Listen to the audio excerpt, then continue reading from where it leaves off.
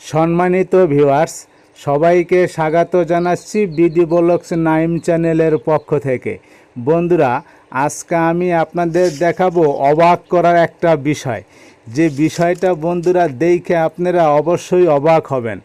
এখন হলো শ্রাবণ মাস, আর এই শ্রাবণ মাসে রাস্তার পাশে ঔদা গাছের সাথে টুনটুনি পাখিতে বাসা বাইদা ডিম পাইরা দিয়া সেখানে কিন্তু কয়েকটা বাচ্চা ফোটাইছে।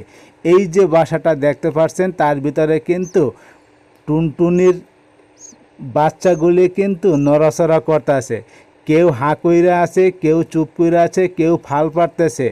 আসলে এখন কিন্তু একটু রৌদ্র, যখন ভিডিওটা করছি তখন কিন্তু প্রচুর রৌদ্র। এই রৌদ্রর ভিতরে কিন্তু এই বাচ্চাগুলি এখানে লাফালাফি করতেছে। আমি আপনাদের একটু ভালো করে দেখাচ্ছি। আর এই যে টুনটুনি পাখির বাচ্চার যে মা পাখিগুলি, ওরা কিন্তু খাবার আনতে চলে গেছে। আর আমি আপনাদের একটু ভিডিও করে দেখাচ্ছি যে রাস্তার পাশে কিভাবে এরকম ডিম পেইরা বাচ্চা ফোটায়। এই যে বাচ্চাগুলি দেখেন, কত সুন্দর সুন্দর বাচ্চা, মুখটা কিন্তু লালচে, গায়ের রং কালো।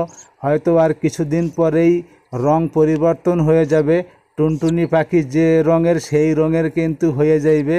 তো আসলে আমি হাইটে যাওয়ার পথে কিন্তু এই বাসাটা দেখতে পাই, আর আপনাদের ভিডিও করে দেখানোর জন্য চেষ্টা করলাম। ভালো থাকবেন সবাই।